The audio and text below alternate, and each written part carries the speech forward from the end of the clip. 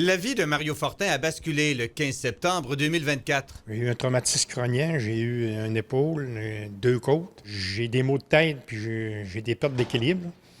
Tu sais, c'est ça qui reste, là. Ce jour-là, le motocycliste de 66 ans roulait en tête d'un convoi de 5 motos sur l'autoroute 70 quand un conducteur l'a klaxonné à l'arrière, à la hauteur de Chicoutimi. Je regarde dans mon miroir, il était à un pied de moi.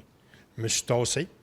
Lui, il s'est mis côte à moi, puis là, il m'a tassé jusque dans le fossé.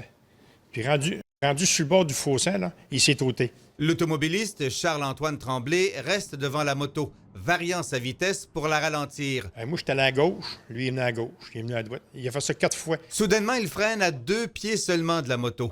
Les conséquences sont sérieuses pour le motocycliste qui perd le contrôle et glisse au sol sur une centaine de pieds avec son engin. Puis je vais tomber l'autre bord sur l'autre voie.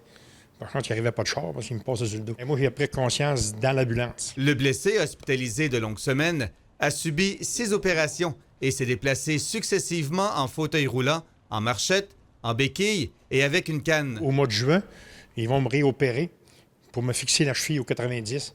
Ça veut dire que je vais trouver devant de ma moto, je vais trouver de faire adapter mon char. La pédale à gaz, ils vont la mettre à gauche. Le conducteur avait poursuivi sa route, mais un motocycliste du groupe l'a suivi. Finalement, le fautif est revenu sur les lieux de l'accident. Il s'est excusé, puis il dit c'est de ma faute, je m'excuse, monsieur. Mario Fortin s'est adressé au tribunal ce mardi, au moment des représentations sur sentence.